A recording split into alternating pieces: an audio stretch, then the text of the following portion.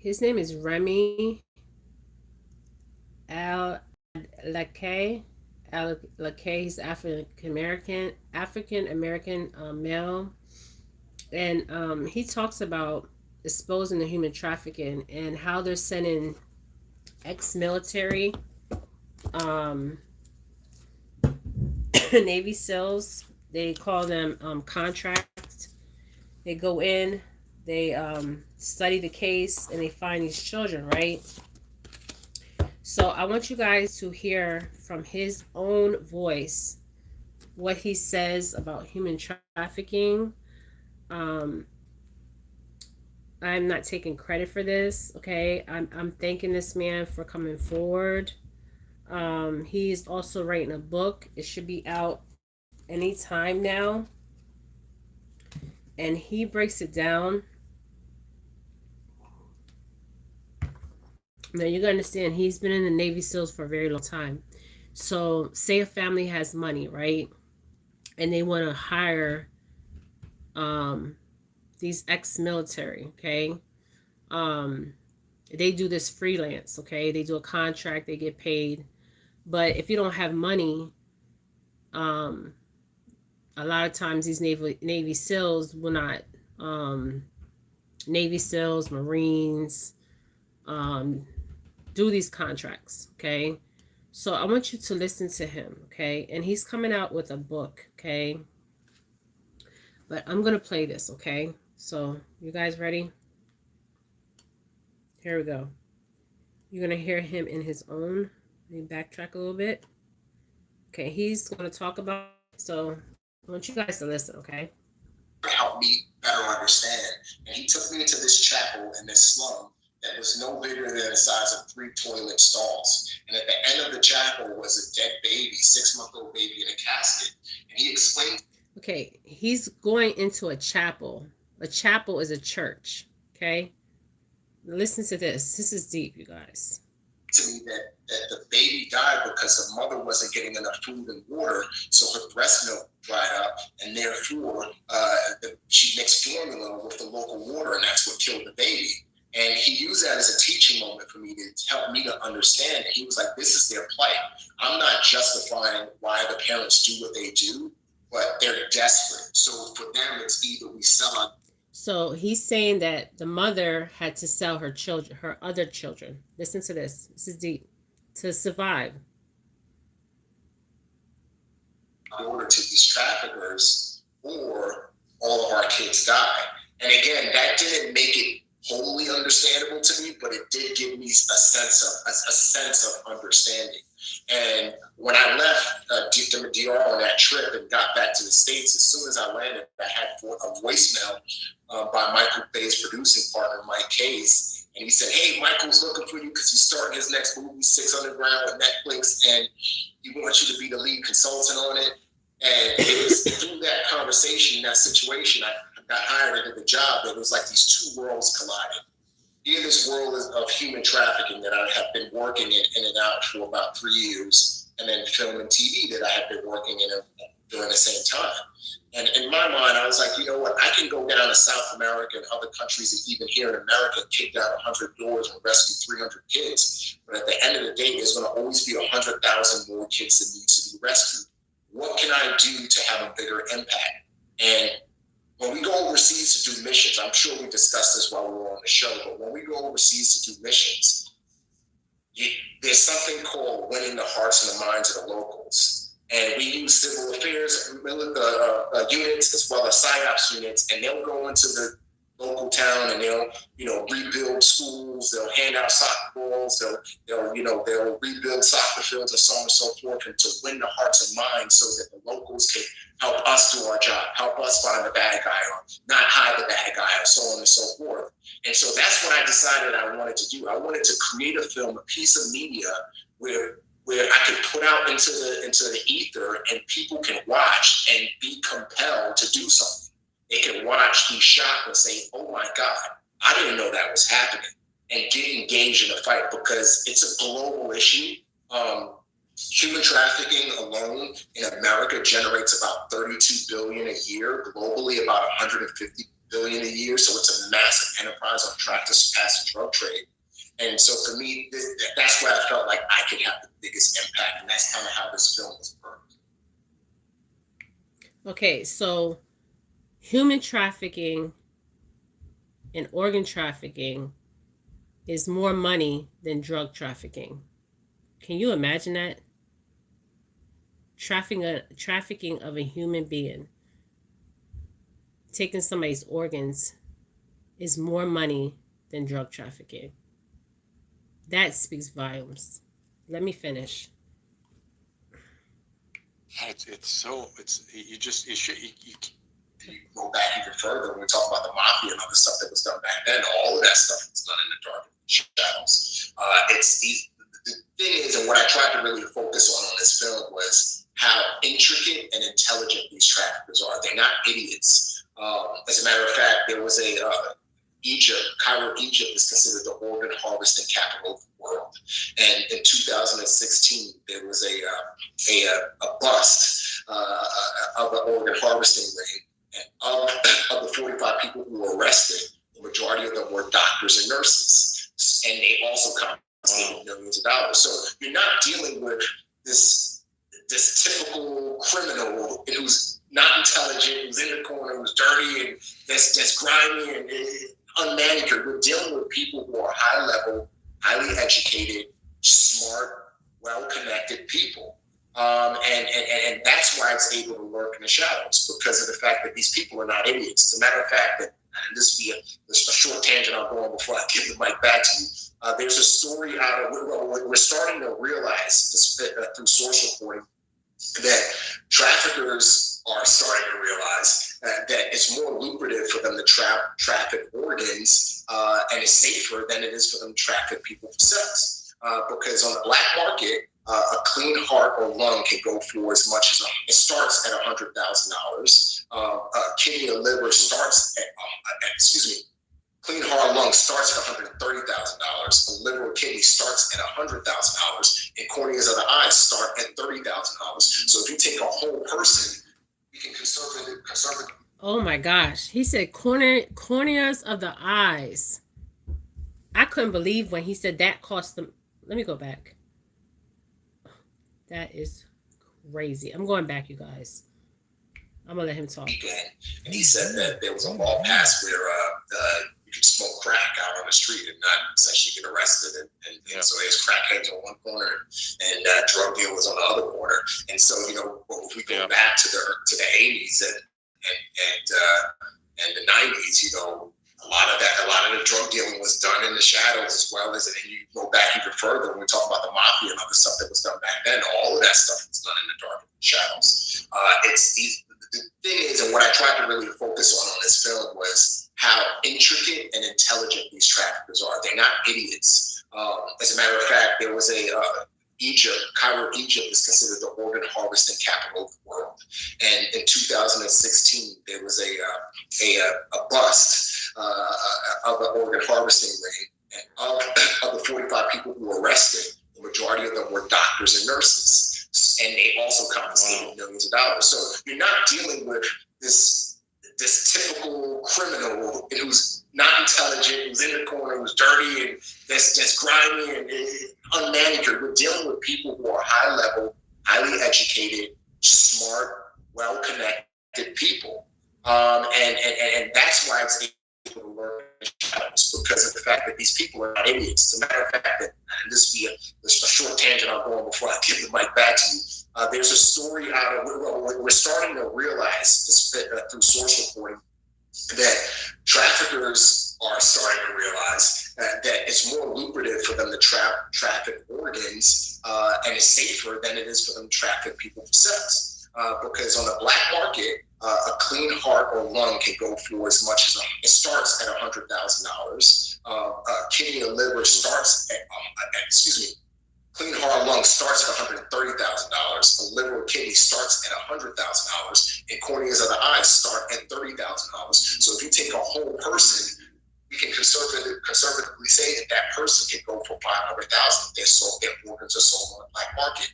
The average sex traffic victim it takes them years to make $250,000 for their trafficker, for their pimp, for whatever the term we're gonna put on it. So it's more lucrative for them to organ harvest, organ traffic people, and it's safer because they don't have to worry about their victim being catching disease or being dealing with an undercover NGO or undercover cop. So again, going back to my main point, these people are intelligent and they've really found different ways to work the dark web. I mean, there was a girl who was trafficked from a Dallas Mavericks basketball game this year. It was a national news story, and she was found on the dark web. She went to the Dallas Mavericks playoff game with her father, went to go use the bathroom, never came back. Father went to go look for her, couldn't find her. Security went to go look for her, couldn't find her. The cops came, couldn't find her. Wow. Cops wrote her off as a runaway. The parents, a few weeks later, employed a human trafficking nonprofit to help find their daughter. The human trafficking nonprofit went on the dark web where these people work and moved. The dark web is real. It's interesting because you'll meet people who don't even believe the dark web exists. It does exist. Oh, no, it exists. His profile was on the dark web. So a sting was set up and she was rescued, but she's scarred for the rest of her life, of course. But these people are smart. And some of the traffickers that were at that house when the sting was carried out were at the game that day. So we're not dealing with idiots. Oh, my God. And it just is so. I mean, you have to think in terms of So it has happened in the U.S. and we know that Americans who are desperate. See, this is something that, especially as it relates to organ harvesting, most healthy people don't realize. When you are not healthy and you need an organ to be able to last another year or 2 years, you're desperate. You'll be willing to do anything. 4,000 Americans die every year because they didn't get a kidney in time.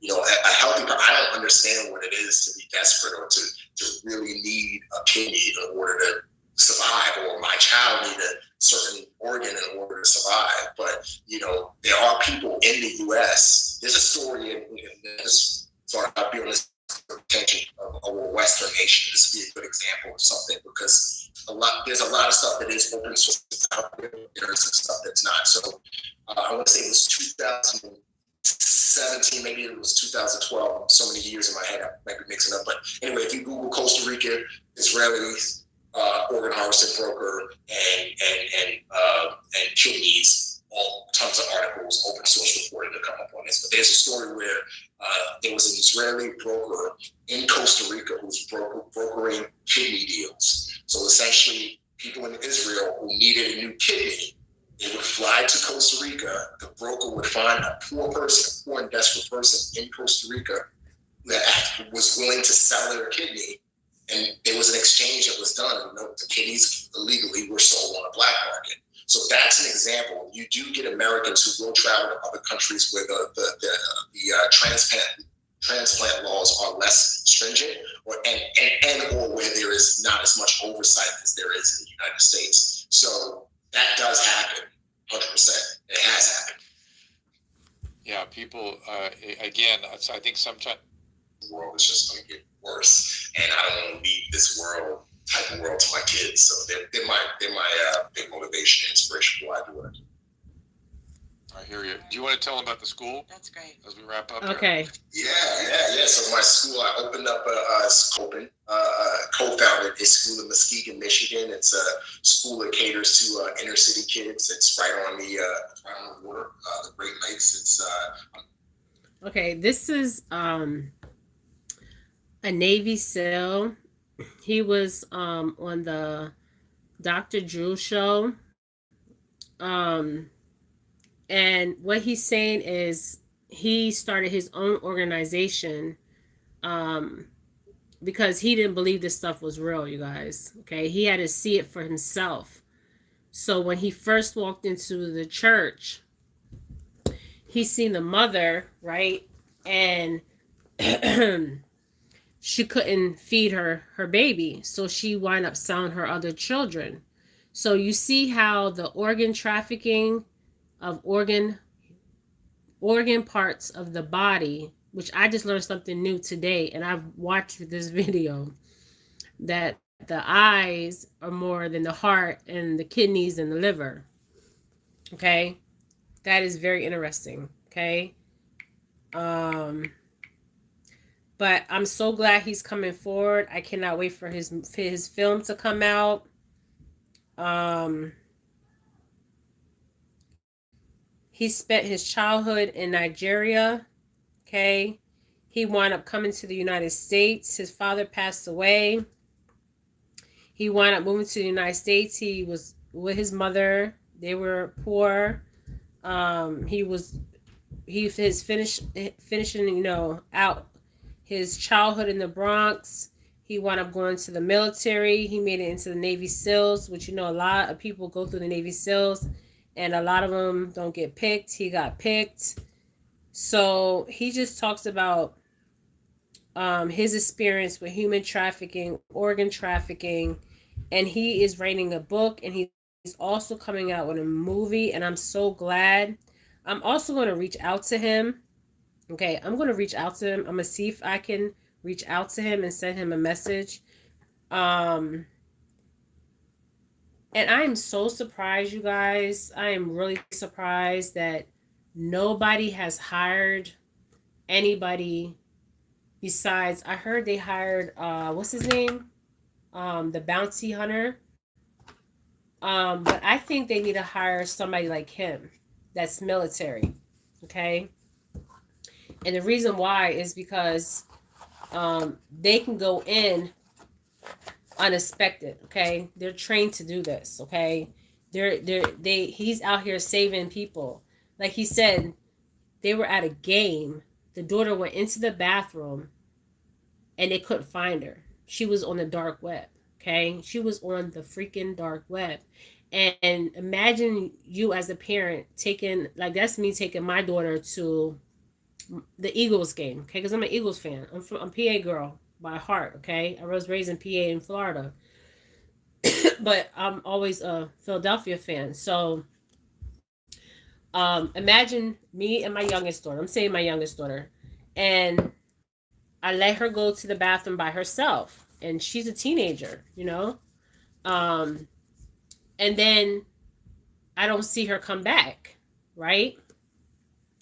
And so they were hired to find this girl, and they had to go on the dark web. Now a lot of people don't want to go on the dark web.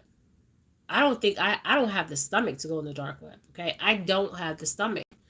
Um, and that's sad to say. But if it was my child, I would have the stomach.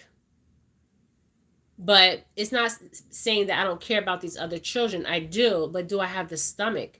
Because you got to imagine, like, if you see this stuff and then you go to bed, this is always replaying in your mind, okay?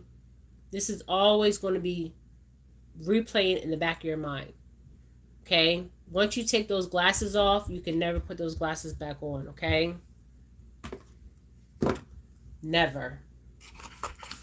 So, I'm going to try to reach out to him because I'm surprised that they haven't hired nobody like him.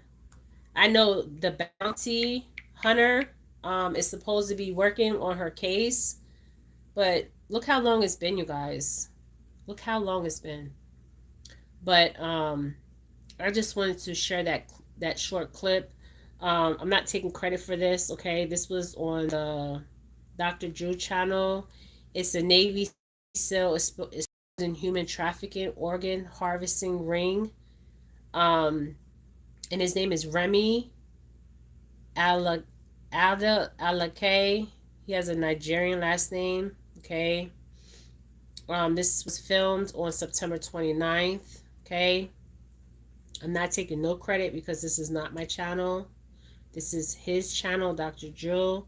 But I just wanted to expose the money part of it because I think that's very important that we need to expose the money part and how the woman was in the church. She was in the church, you guys. So this is what I'm telling you.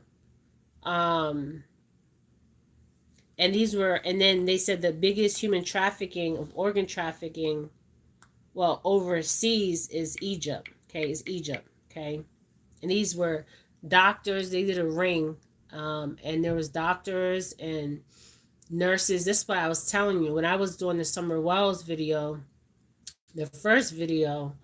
I said there was organ trafficking, okay, and there was sex trafficking, and with Alex, it was organ trafficking, and I'm going to keep his name alive, and I'm going to find out who his parents are because I'm going to reach out to them, okay?